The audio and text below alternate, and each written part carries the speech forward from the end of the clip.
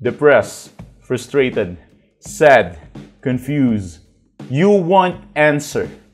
Let's talk. Give me a message sa page ko sa Philippine Dating Coach and you can have one-on-one coaching with Coach Baze, your dating coach and psychologist.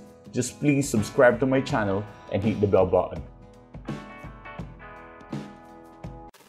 Paano ka hindi titigilang isipin ng ex mo, yung tipong non-stop? Alam ko tinapik ko na to last time pero may mga technique kasi na pwede tayong i-add para hindi niya tayo tigilang isipin.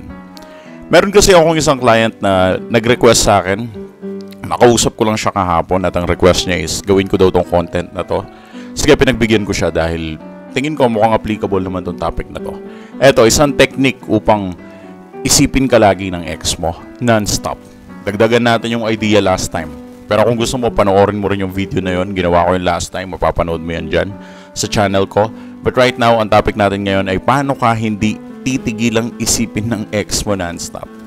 Last time, ang tinapik ko is sirain mo yung expectation niya. Ngayon, ang topic naman natin is be remarkable. Of course, ang question sa akin ng client ko is, Coach, kung tatlo kaming option niya, sino ang pinakahigit sa amin? Kung tatlo kaming karelasyon niya, sino ang pinakahigit sa amin? Sino yung pinaka-priority sa amin kung tatlo kami? Ang sagot ko ay wala dahil kayong tatlo ay para-parehong option. Ngayon, sino yung pinaka-hahabulin niya o pipiliin niya? Ang pipiliin niya kung sino ang remarkable. Ang tanong, paano maging remarkable? Of course, may mga bagay na remarkable sa buhay natin. Kahalintulad ko, ang dami kong bahay na tinirhan, siguro 7 o 8. Pero isa yung bahay na pinaka-remarkable sa akin is yung bahay na nalaglag ako doon sa may kisame at nauna yung ulo ko doon sa paglaglag. So, after kong nalaglag doon, dinala ako sa hospital, dumudugo ang ulo ko, bata pa ako noon. Pero sa ilang bahay na tinirhan ko, yun yung pinaka-naaalala ko. Bakit? Kasi yun yung pinaka-remarkable. Kasi nag-provide siya ng pain sa akin during that time. So, hindi ko talaga malilimutan yung experience na yun. Nung bata ako, nalaglag ako sa kisame. However, paano napasok tong analogy na to sa topic ko today? Ang ibig ko sabihin, kung gusto mo maging remarkable sa isang tao, may mga times na kailangan mo mag-provide ng something or reasonable na bagay para maging kaala-alala ka sa kanya. Pero pagdating sa relationship, hindi nalilimutan ng ex. Tatandaan nyo to lagi hindi kayang kalimutan ng ex ang taong nagbigay ng pain sa kanya.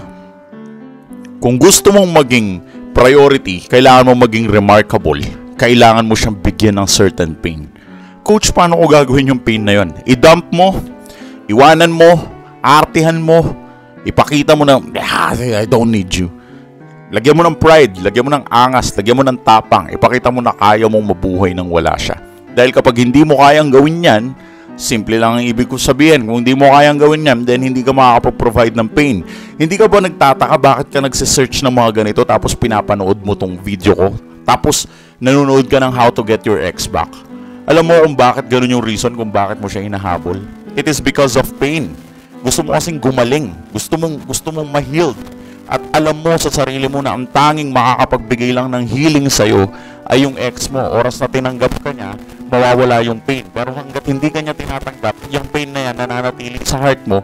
At ang ginagawa mo, nanonood ka ng mga videos ko para maibsan yung sakit na yan. Pero alam mo sa sarili mo na ang makakapagtanggal lang ng sakit na yan ay ang ex mo. Kapag tinanggap ka niya, kapag pinili ka niya, kapag binalikan ka niya, kapag minahal ka niya ulit, mawawala yung pain na yan. Pero sasabihin ko sa iyo ang katotohanan. Kung gagawin mo yung technique na ginagawa ng ex mo sa iyo ngayon, magbabaliktad ang sitwasyon. Ang gusto ko lang sabihin ay gusto kong baligtarin mo ang sitwasyon. Gawin mo yung ginagawa niya sa iyo. Tumbasan mo at higitan mo. Kung hindi ka niya pinapansin ng 30%, huwag mo siyang pansinin ng 60%. Ibig ko sabihin, kaya ka nanonood ng videos ko dahil gusto mo maibsan yung pain mo.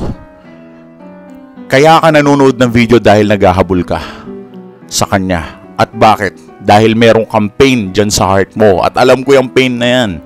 Kung kaya mong ibigay ang pain na yan sa ex mo, yung ex mo magiging katulad mo.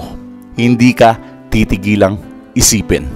So yan muna ang lesson for today. Alam ko marami pang questions regarding dyan. Napakalawak ng topic na to because it's all about relationship.